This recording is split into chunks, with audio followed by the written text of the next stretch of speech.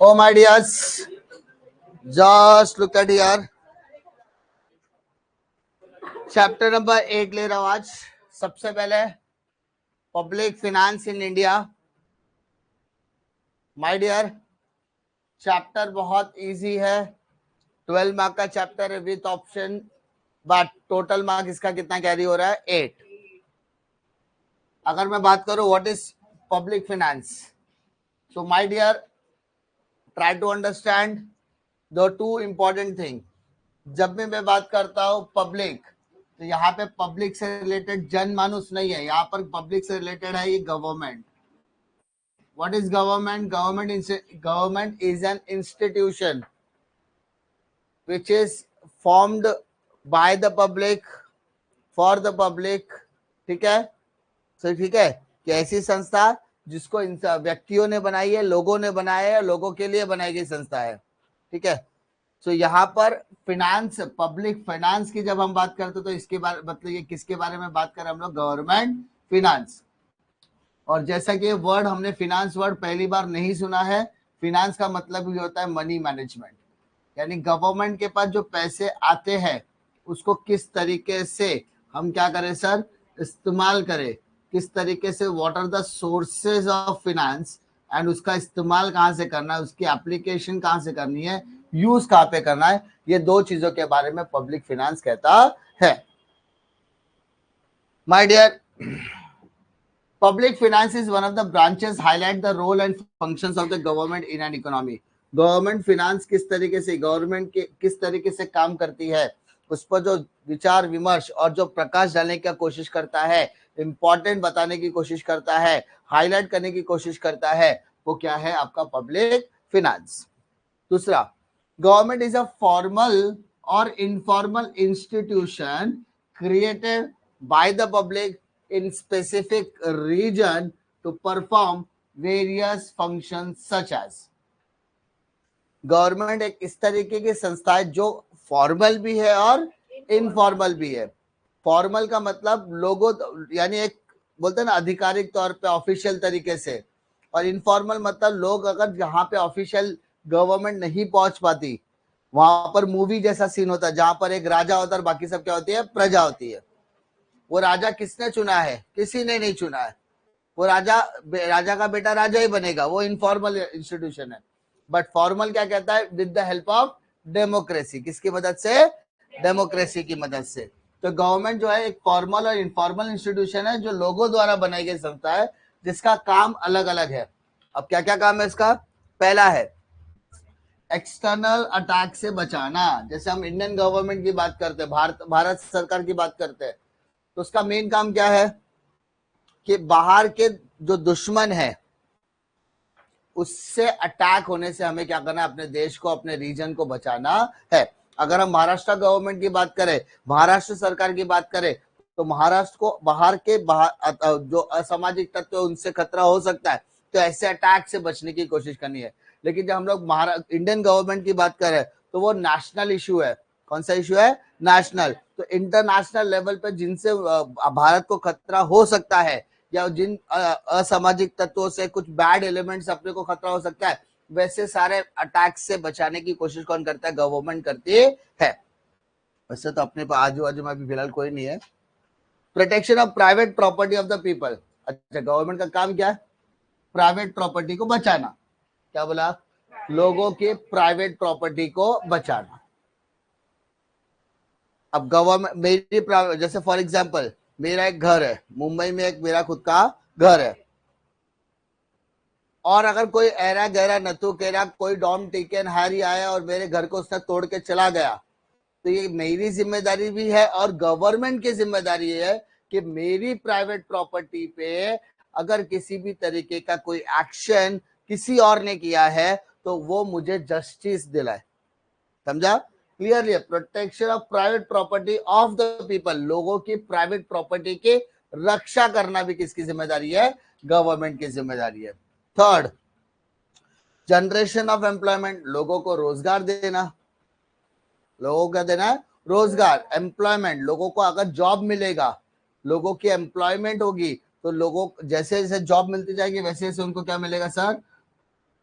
ठीक है, जैसे जैसे उनको जॉब मिलेगी उनको इनकम मिलेगी, उस इनकम से वो अपनी स्टैंडर्ड ऑफ लिविंग को क्या करेंगे? अपग्रेड करने की कोशिश करेंगे। मेंटेनिंग लॉ एंड ऑर्डर, कानून व्यवस्था बनाए रखे, हाँ ना? होता है कि नहीं होता है? जहां पे दो गुटों के अंदर झगड़ा होता है वहां पे सरकार क्या बोलती है? वहां पे लोकल प्रशासन क्या बोलता है? 144 लगा दो। 144 मतलब जहां पे 3 या 4 लोग एक साथ दिखाई दिए उनको मार मार के भगाओ, यानी जमाव बंदी नहीं होनी चाहिए, लोग इकट्ठा ही नहीं होने चाहिए, तो वहां पर 144 का सेक्शन लग जाता है, ताकि वहां पे न्याय व्यवस्था बनाई जा सके, किसी भी तरीके के बैड एलिमेंट्स, किसी भी तरीके के सोशल एलिमेंट्स किसी भी तरीके का नुकसान नहीं पहुंचा सके। ठीक है, provision of social needs like education and health, फिर गवर्नमेंट का काम है कि एजुकेशन हेल्थ जैसी जो बेसिक जरूरतें हैं वो भी कौन प्रोवाइड करेगा? गवर्नमेंट प्रोवाइड करनी चाहिए। क्लियर है? तो 5 इंपॉर्टेंट काम है। क्या काम है? पहला, एक्सटर्नल अटैक से बचाना। कौन से अटैक से? एक्सटर्नल अटैक से। गवर्नमेंट के लिए सबसे बड़ा चैलेंज होता है कि बाहर से कोई दुश्मन आना नहीं चाहिए। जैसे टेररिस्ट अटैक होता है ना, हमारा इंडिया में भी बहुत रेयर हो गया लेकिन होता है। आपने 26/11 का हमला सुना होगा, नवंबर में 26/11 का हमला सुना है, जहां पे हम टेररिस्ट अटैक ताज होटल पर हुआ था, मुंबई के बहुत सारे इलाके में हुआ था, है ना? तो वो टेररिस्ट अटैक, तो उससे इंडिया को बचाने के लिए इंडियन गवर्नमेंट क्या कदम उठा सकती है कि अटैक ऐसा आगे जाके हो ही ना? तो उसके लिए अपनी फॉरेन पॉलिसी को तगड़ा करना, ठीक है, बाहर के जो मिनिस्टर्स है उनसे लगातार कम्युनिकेशन करना, अपनी एजेंसी को ज्यादा स्ट्रांग बनाना, अपने डिफेंस मैकेनिज्म को, डिफेंस सिस्टम को इतना तगड़ा करना कि बाहर का कोई भी बंदा आकर अपने आप को हाथ भी न लगा सके। तो इस तरीके के पॉलिसीज बनाने का काम गवर्नमेंट का होता है। फिर protection of private property of the people, लोगों की प्रॉपर्टी को बचाना सबसे पहला अधिकार है। उसकी खुद की प्रॉपर्टी है, खुद की प्रॉपर्टी है, और अवैध प्रॉपर्टी, देखो दोनों दो अलग अलग चीज है, लीगल प्रॉपर्टी और इलीगल प्रॉपर्टी। अगर वो लीगल प्रॉपर्टी है तो गवर्नमेंट को उसका अधिकार है कि भाई वो उसकी लीगल प्रॉपर्टी को बचाए, और अगर वो इलीगल है तो गवर्नमेंट उसकी इलीगल प्रॉपर्टी को हटा सकती है। अब मुझे बताओ what is legal and what is illegal, ये किसके हाथ में होता है? गवर्नमेंट के हाथ में रहता है। आपने देखा होगा कि बहुत सारी गवर्नमेंट्स अब इस तरह एकदम एक्शन मोड पे रहती है कि हम तो ऐसा ही करेंगे, हम तो प्रॉपर्टी है डिस्ट्रॉय करेंगे, if you are doing wrong thing we will do justice like this, okay. But supreme court और हाई कोर्ट्स में जब ये मैटर जाता है, कोई जैसे नॉर्मल गरीब इंसान है, ठीक है, दो देखो नॉर्मली क्या होता है, ए ने बी से लड़ाई किया, नुकसान सी और डी का होता है, ठीक है। ए ने बी से झगड़ा किया, बी ने ए से झगड़ा किया, दोनों आपस में मारा मारी की है, ठीक है, ये लेवल इतना बढ़ गया कि इससे इनका घर तो नहीं जलेगा लेकिन इसके अलावा बाकी सबका घर जलेगा। नॉर्मली यही होता है। अब नॉर्मली इंसान जो इंटेलेक्चुअल इंसान होता है ना, इंटेलेक्चुअल जो दिमाग रखते हैं अपने दिमाग की जगह पर, वो ये सोचते हैं झगड़े की मेन वजह कहां से, हु प्रोवोक हु, किसने किसको प्रोवोक किया, किसने किसको ए ने बी को किया कि बी ने ए को किया, प्रोवोकेशन देखते हैं। अगर जिसने प्रोवोकेशन तो ही may be the main culprit, कि भाई ये मेन गुनहगार है, बट दोनों तरह से हुआ है। लेकिन ये जो दो लोग होते हैं ना, ये दोनों पहले से सोच के रखते हैं कि भाई अपने को झगड़ा करने का है, हमारा प्राइवेट झगड़ा है, बट हमको इसको कुछ और शक्ल देना है। उन दैट केस में क्या होता है कि ये ए और बी का झगड़ा सी और डी के झगड़े में बदल जाता है, एंड उसके बाद ए और बी साइड में घर पे आके खाना खा के सो जाते हैं, बिरयानी खा के, पुलाव उलाव खा के, मस्त दाल रोटी खा के सो जाते हैं। अब झगड़ा कौन करता है? C D E F G H I J K L M N O P Q R, सब लड़ते रहते हैं, एंड बाद में इशू आता है, गवर्नमेंट इज टेकिंग द एकदम स्ट्रिक्ट एक्शन। अब जो ए और बी जिससे झगड़े की शुरुआत हुई, होता है मैं तो खुश हो गया, वो यही खुश नहीं होता है कि ए ने बी का को मारा, बी ने को, वो देखता मेरे को, हम लोग का घर बच गया ना, बाकी सब तेल लगाने गया। बिकॉज ये जो चीजें है ना, ये गलत तरीके से, और लीगल इलीगल कौन प्रूफ करता है? Government. Government will decide what is legal and what is illegal. Sir ऐसा कैसे आप बोल सकते, गवर्नमेंट लॉ चेंज करता है? यस कर सकता है। दारू, लिकर महाराष्ट्र में लीगल है कि इलीगल है? लीगल है, तभी तो बिक रहा है। गुजरात में इलीगल है, इसलिए तो नहीं बिक रहा है। समझ में आ रहा है? तो हर स्टेट का लॉ क्या है? अलग अलग है। हर स्टेट का लॉ क्या है? अलग अलग है। सभी स्टेट अपने अपने हिसाब से लॉ को क्या करते हैं? मॉडिफाई करते हैं। ट्राई टू अंडरस्टैंड कि लोग अपने कन्वीनियंस के हिसाब से, हर गवर्नमेंट अपने लॉ को क्या करता है? मॉडिफाई करता है। गवर्नमेंट को लगा कि यार ये झोपड़पट्टी में ना अपने को सोना दिख रहा है, तो गवर्नमेंट ये पूरे झोपड़पट्टी को तोड़ के बेचेगी जगह। बोला गवर्नमेंट की जगह ये सब तोड़ डालेगी, और गवर्नमेंट को लगता है ये यही मेरा वोट बैंक है। बिल्डिंग से उतर के 40 लोगों का परिवार अगर बिल्डिंग में रहता है तो 4 परिवार, 10 परिवार, 15 परिवार क्या देते हैं? वोट देते हैं, क्योंकि उनके पास तो सारी फैसिलिटीज अवेलेबल है। उस 40 में से 15-30% लोग भी अगर हमको वोट देंगे चलेगा, लेकिन ये झोपड़पट्टी वाले जिनको हम बार बार बताएंगे कि तुम्हारे पास ये नहीं है, तुम्हारे पास वो नहीं है, तुम्हारे, तो ये क्या करेंगे? हमको बार बार वोट देंगे। Try to understand. एंड बाद में जब इनका इंटेंशन निकल जाता है, तो अगर आपकी प्रॉपर्टी लीगल भी तरीके से भी होगी तो उसको इलीगल में डालकर आपकी प्रॉपर्टी को तोड़ा जा सकता है। फिर बोले अरे सॉरी सर, आपका डॉक्यूमेंट तो सब क्लियर था। आप क्या कीजिए? कोर्ट में केस कीजिए, गवर्नमेंट से पैसा दिलाने की जिम्मेदारी हमारी, and they will start doing the corruption. Try to understand. Government के हाथ में होता है लीगल एंड इलीगल चीजों को क्राइटेरिया, लेकिन जो चीजें करे वो सब एथिकल मैनर में हो, तो वो भी जस्टिस होना चाहिए। उसके बाद एम्प्लॉयमेंट जनरेशन करना, लॉ एंड ऑर्डर मेंटेन करना, एंड सबसे इंपॉर्टेंट है एजुकेशन, हेल्थ। क्योंकि फूड, क्लॉथ और शेल्टर, फूड, क्लॉथ और शेल्टर ये इंडिविजुअल नीड्स है। फूड, क्लोथिंग और शेल्टर ये किसकी नीड है? इंडिविजुअल नीड है। लेकिन सोसाइटी की नीड क्या है? एजुकेशन और हेल्थ। तो 5 नीड अगर किसी को मिल गए मतलब वो इंसान गरीब नहीं है। समझ में आ रही बात? हाँ है ना? मैं हमेशा कहता हूँ ये जब मुद्दा आता है ना, तो अभी के टाइम पे बहुत, अरे ये गवर्नमेंट ने ना बहुत अच्छा काम किया, ये इन लोग ऐसे ही करते हैं, इन लोग का घर तोड़ देना चाहिए। तो कोर्ट में केस जाता है तो कोर्ट वाला जो जज जाता है बोलता है who gave the right to destroy the home of someone? Who gave the right? Court वाला। अभी मैं पढ़ा लिखा हूं, अगर लॉ एंड ऑर्डर जानता या कानून की थोड़ी भी समझ रखता तो मैं केस फाइल किया ना, तो हाई कोर्ट, सुप्रीम कोर्ट, कोई भी कोर्ट हो, पहला सवाल प्रशासन से पूछेगा, बीएमसी वालों से पूछेगा, या जो वहां के म्युनिसिपल्स होंगे उनको पूछा जाएगा who gave the right to destroy the particular house? तुमको घर तोड़ने का अधिकार किसने दिया?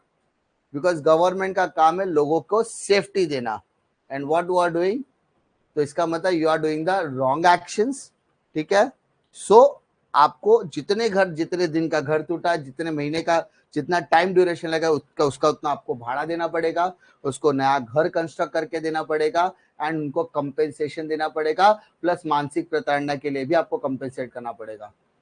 इतना लंबा चौड़ा प्रोसेसर चलता है। So destroying someone's house is strictly against the law. Reason कुछ भी रहने दो, आप किसी का घर नहीं तोड़ सकते।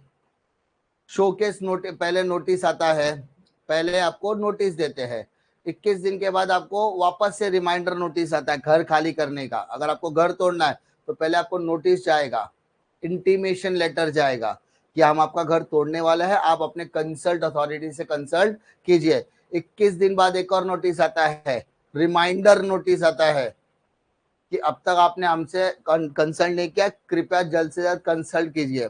उसके बाद फिर 1 महीने के बाद एक और लेटर आता है, वार्निंग लेटर आता है, अगर इस बार आपने कंसल्ट नहीं किया तो बाद में इसके पूरे जिम्मेदारी आपकी होगी, क्योंकि हम आपको बार बार रिमाइंडर दे रहे हैं। तीसरे लेटर का भी आपने रिप्लाई नहीं किया तो भाई अब हम कुछ नहीं कर सकते, हम सीधा बुलडोजर लाके आपका घर तोड़ सकते हैं। तो हाई कोर्ट पूछता है, सुप्रीम कोर्ट पूछता है, where the 3 letters, previously 3 letters कहां थे अथॉरिटी की तरफ से? नहीं है, इसका मतलब it's a dangerous activity what you doing, तुम लोगों ने जो किया वो गलत एक्टिविटी है, खतरनाक एक्टिविटी है, सो आपको उसको कंपेंसेट करके देना पड़ेगा। This is the law. ठीक है, अभी के टाइम में आपने ज्यादा सुना रहेगा, ये सब चलता है। 2 दिन पहले 3 दिन पहले हमारे मुंबई में भी हुआ, तो लोगों और बहुत अच्छा काम किया, but ethically and as per the constitution you can not do destroy the house of anyone. किसी का घर आप तोड़ नहीं सकते, तोड़ना है उसका आपको क्या करना पड़ेगा, प्रोसेस फॉलो करना पड़ेगा। ठीक है, उसके बाद next, structure of public finance. Structure of public finance, ठीक है, भेजिए उधर उधर।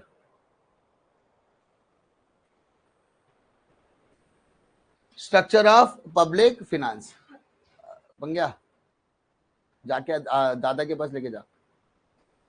Structure of public finance. अब पब्लिक फिनांस मतलब पैसा किधर से आता है, क्या बोला मैंने, पैसा किधर से आएगा और पैसा किधर जाएगा। गवर्नमेंट को पैसा किधर से आता है और पैसा किधर जाएगा, ये दो चीजें आपके लिए इंपॉर्टेंट होती है। तो यहाँ पे देखो, पहला दिया है पब्लिक एक्सपेंडिचर, दूसरा दिया है पब्लिक रेवेन्यू, फिर आता है पब्लिक डेप्ट यानी पैसे का कैसे इस्तेमाल करना है, फिर what are the fiscal policy, and last है फिनेंशियल एडमिनिस्ट्रेशन। टोटल कितनी चीजें सर, 5 चीजें। वन बाय वन डिटेल में डिस्कशन करते हैं कि सर पब्लिक एक्सपेंडिचर मतलब क्या। पब्लिक एक्सपेंडिचर मतलब होता है गवर्नमेंट एक्सपेंडिचर। गवर्नमेंट खर्चा कहां करती है, गवर्नमेंट खर्चा कहां करेगी, तो गवर्नमेंट सबसे पहला खर्चा करती है बेटा रेवेन्यू एक्सपेंडिचर पे। कौन से एक्सपेंडिचर पे, sir what is revenue expenditure. बेटा रेवेन्यू एक्सपेंडिचर का सिंपल मतलब होता है जो ऑफिसर्स होते हैं, आपने बीएमसी ऑफिसर्स में गए होगे, बीएमसी ऑफिसर्स हो गए, बीएमसी ऑफिसेस के अंदर जो स्टाफ काम करता है, बीएमसी स्कूल्स में जो टीचर्स काम करते हैं, जो टीचिंग नॉन टीचिंग स्टाफ काम करता है, गवर्नमेंट कॉलेजेस में जो टीचर्स काम करते हैं, उनके जो प्रिंसिपल्स काम करते हैं, नॉन टीचिंग स्टाफ काम करता है, हॉस्पिटल के अंदर नर्सेस काम करते हैं, सर्जन काम करते हैं, डॉक्टर्स काम करते हैं, उन सबको मंथली पगार कौन देता है, गवर्नमेंट। तो वो सब सारे खर्चे का आएंगे रेवेन्यू एक्सपेंडिचर में। सेकंड आता है कैपिटल एक्सपेंडिचर। क्या बोलते हैं सर, ऐसा खर्चा, क्या बोला बेटा, ऐसा खर्चा जो एक बार करना है ताकि आपका रोज की एक्टिविटी डेली चल सके। एक एग्जांपल, आपने एक स्कूल सेटअप किया, आपने क्या किया, गवर्नमेंट ने एक स्कूल चालू किया, तो चालू करने के लिए जमीन खरीदनी पड़ेगी, स्कूल बनाना पड़ेगा, एग्री। तो वो खर्चा क्या, डेवलपमेंटल एक्टिविटी। कौन सी एक्टिविटी है, डेवलपमेंटल। लेकिन स्कूल चालू करने के बाद टीचर को अपॉइंट करना पड़े, तो टीचर की सैलरी कौन देगा सर, गवर्नमेंट। कौन सा खर्चा, रेवेन्यू। उसके बाद टीचर बोला अरे स्कूल आ गया, गवर्नमेंट ने स्कूल चालू कर दिया, वेरी गुड, गवर्नमेंट ने उस स्कूल में टीचर भी डाल दिया, अब टीचर पढ़ाएगा किधर, क्लासरूम में। क्लासरूम बनाएगा कौन, ठीक है, डेवलपमेंटल।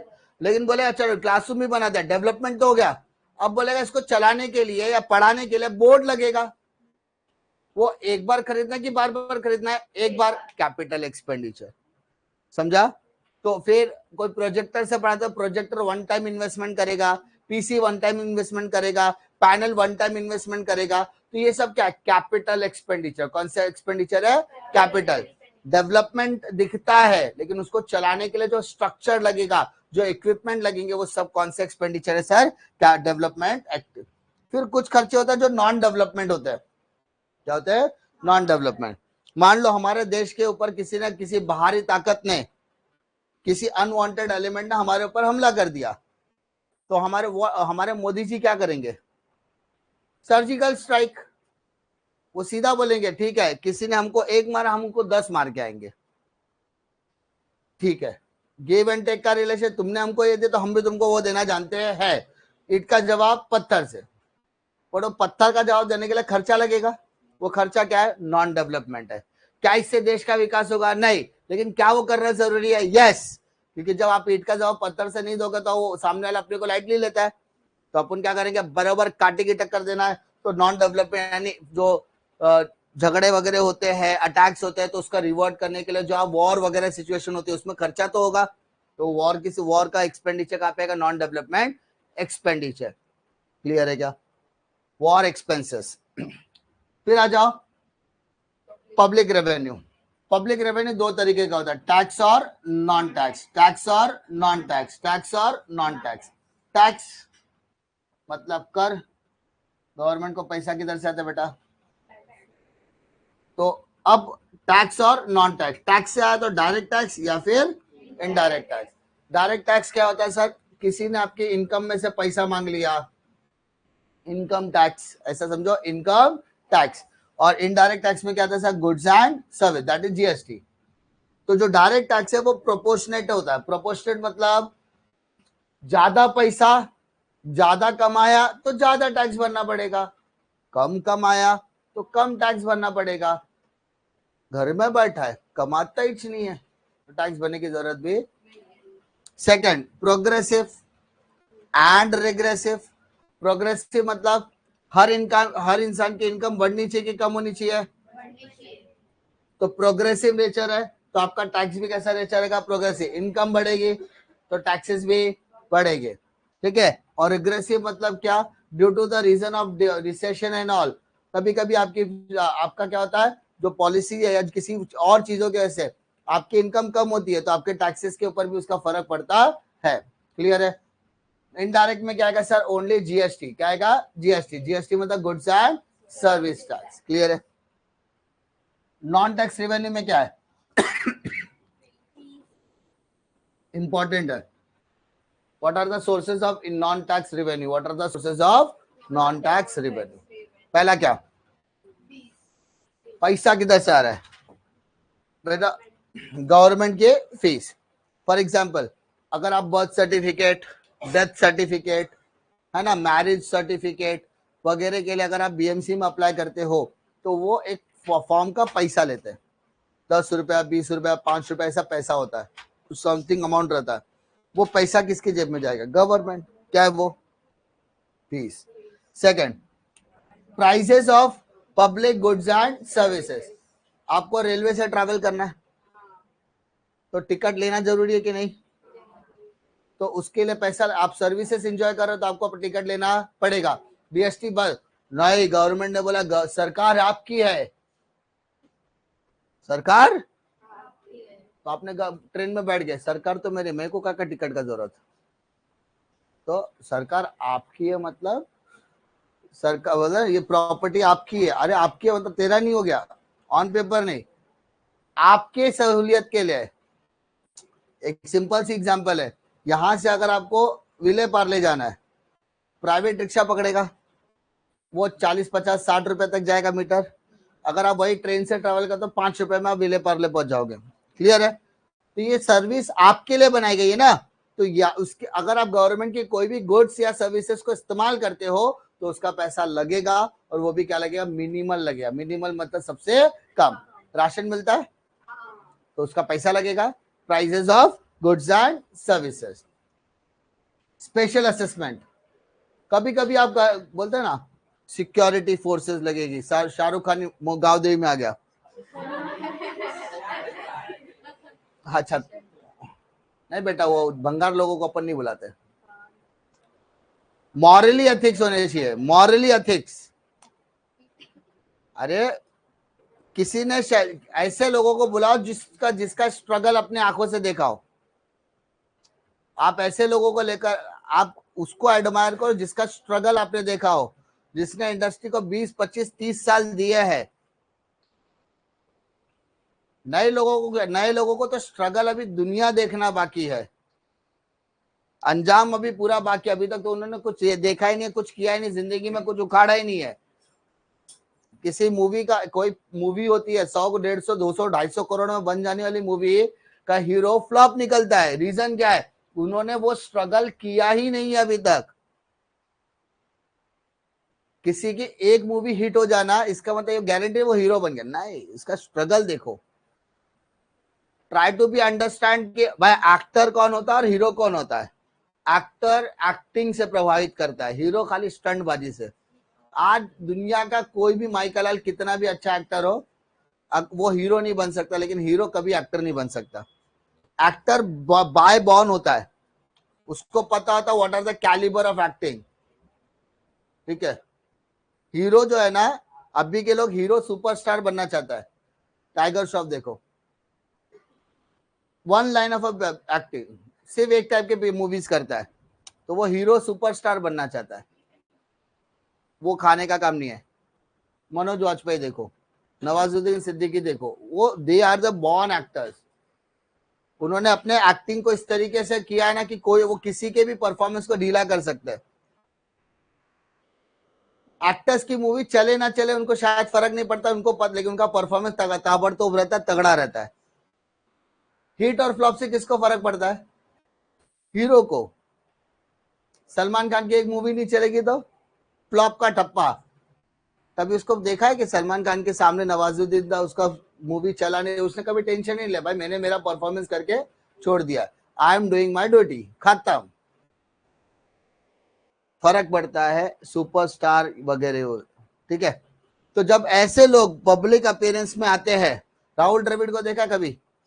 राहुल द्रविड़ जब भी अपने एरिया, अपने पर्टिकुलर गांव में या अपने शहर में, बैंगलोर में जब ट्रैवल करते हैं, उनके साथ कोई सिक्योरिटी नहीं होती।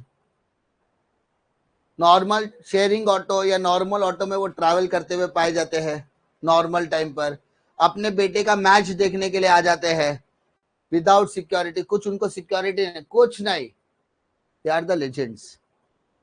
और बाकी कहीं पे भी जाएंगे 15-20 बॉडीगार्ड तो उनके खुद के रहते हैं। मान लो यही अरेंजमेंट अगर आप पुलिस से करवाना चाहते हो, कि आपने मुंबई पुलिस को बोला कि भाई मेरे सिक्योरिटी के लिए आप आ जाओ, मुंबई पुलिस को आपने बुलाया, बोले हाँ आपको पैसा देना पड़ेगा, उसको बोलते हैं स्पेशल असेसमेंट एंड सिक्योरिटीज।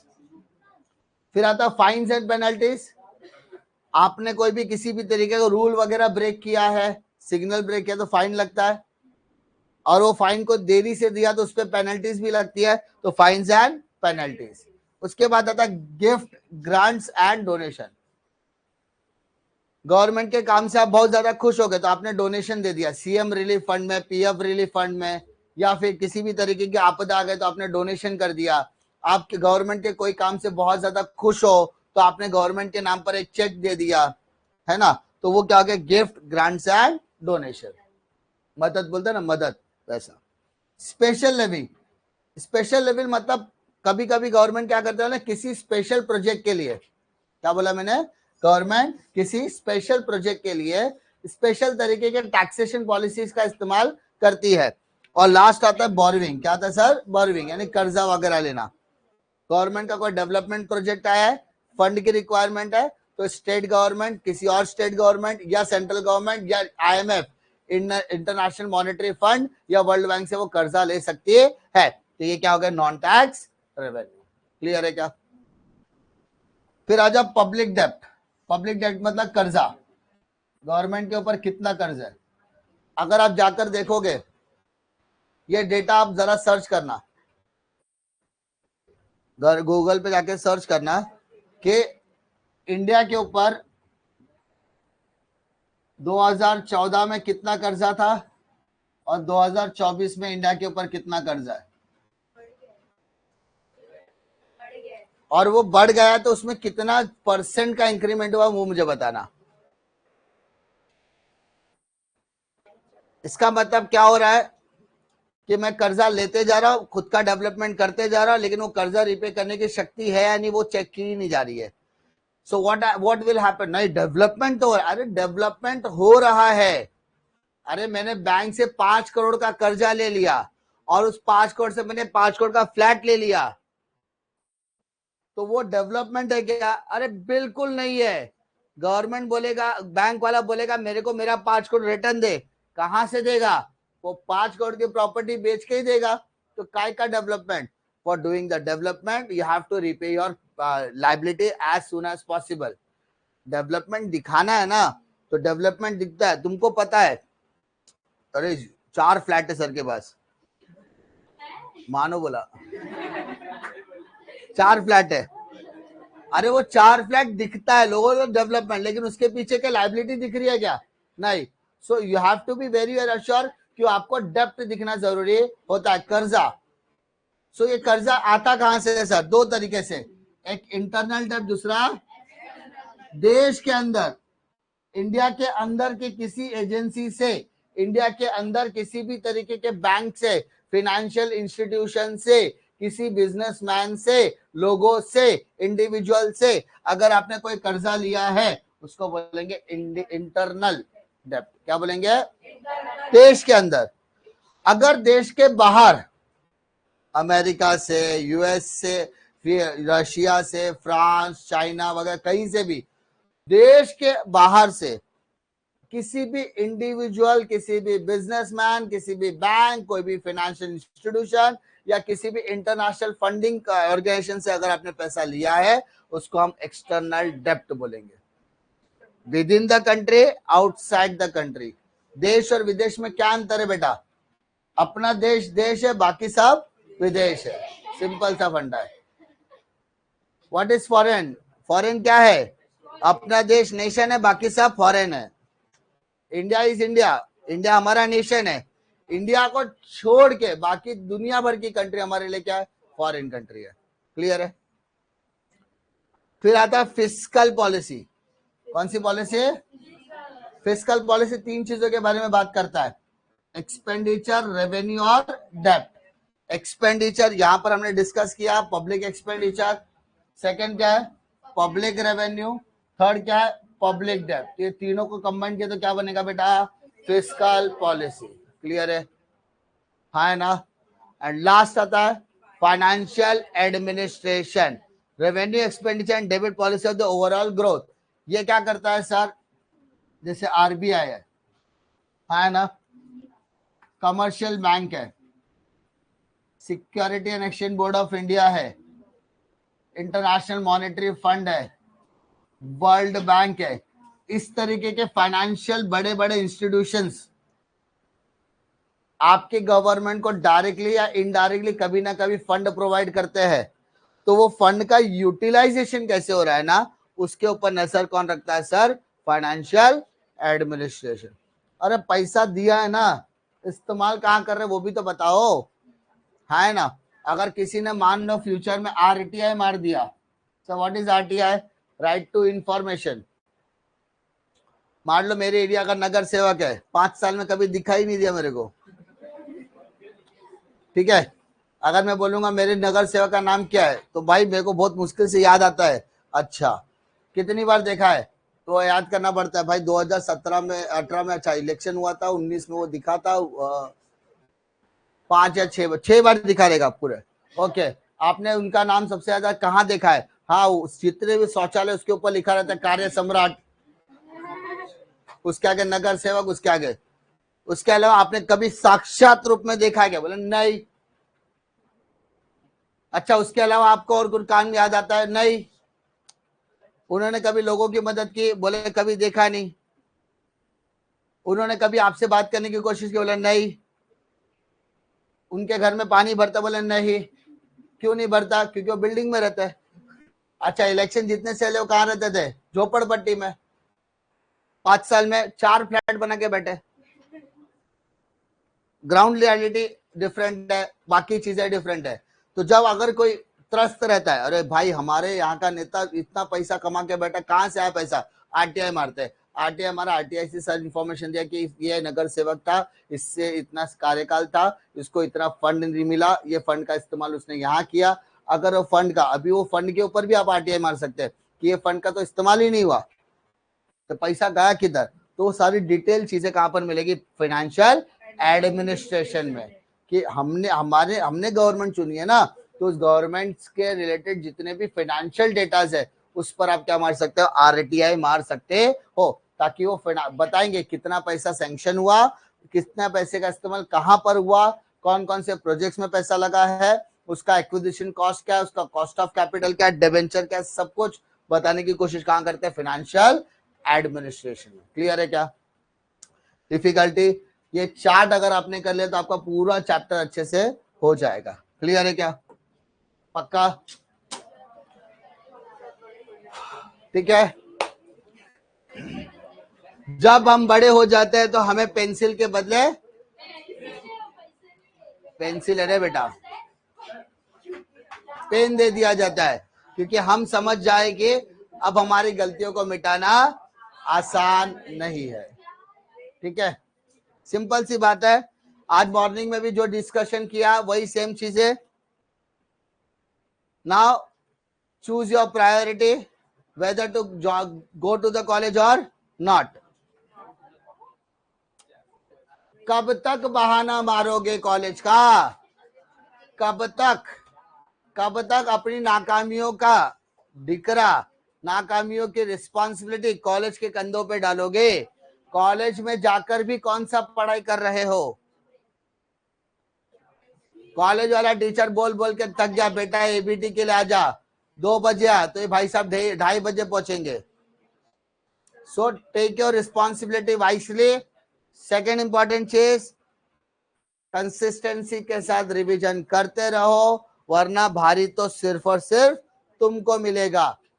अब तुमको डिसाइड करना है, तुमको 1 दिन का रानू मंडल बनना है या 100 दिन का अरिजीत. ठीक है. सक्सेस, जिसको इंस्टेंट सक्सेस मिलती है उसको घमंड पहले आता है, और जिसने स्ट्रगल किया है उसको सक्सेस लॉन्ग टाइम के लिए मिलती है. इंडस्ट्री पर राज करेगा वो अपनी अपनी पर्टिकुलर फील्ड में, तो उसके लिए मेहनत लगती है, शॉर्टकट कुछ भी नहीं होता है. वैसा देखा है तो हमारे इंडिया के अंदर ऐसे कितने क्रिकेटर है जो कितना बेमिसाल खेलते हैं, लेकिन सबको मौका नहीं मिलता है. इंपॉर्टेंट है टाइम पर परफॉर्म करना. उस टाइम के लिए अपॉर्चुनिटी तुम्हारी आ रही है 20 तारीख से, 20 फरवरी से, है ना.